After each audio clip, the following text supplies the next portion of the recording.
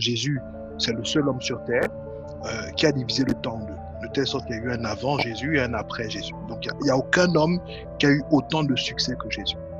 Il n'y a aucun. Les autres, on raconte leur histoire et tout ça, mais il n'y a personne qui a été capable de diviser la ligne de temps en deux, avant et après.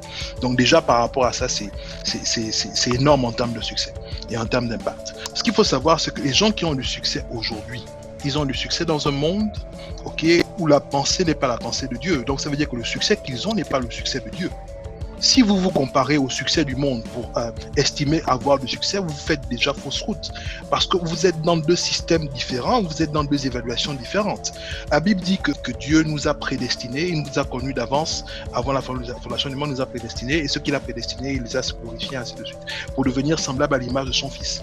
Donc, pour Dieu, le succès, c'est de devenir semblable à l'image de son Fils.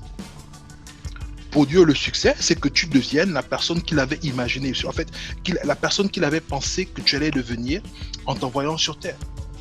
Et donc, le succès pour Dieu, c'est pas que tu sois comme Michael Jackson, ou bien que tu aies 1 million de fans, ou bien que tu aies 1 milliard dans ton compte en banque. Le succès pour Dieu, c'est que tu deviennes la vision parfaite qu'il avait de toi lorsqu'il t'a créé.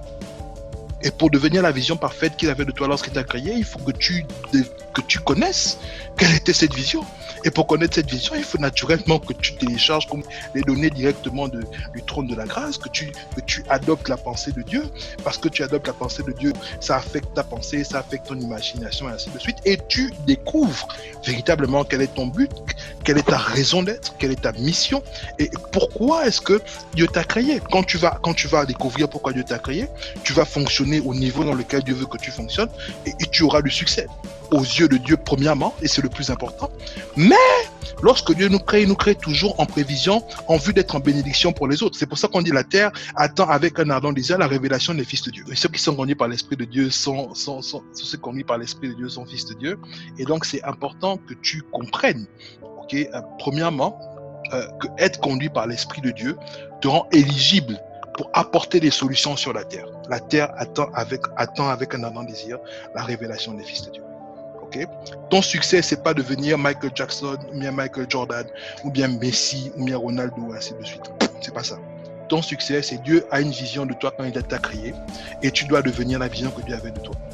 C'est aussi simple que ça. Quand tu deviendras la vision que Dieu avait de toi, tu te rendras compte que tu auras plus d'impact pour les gens pour qui Dieu veut que tu aies de l'impact que a eu Michael Jackson ou Ronaldo ou XY.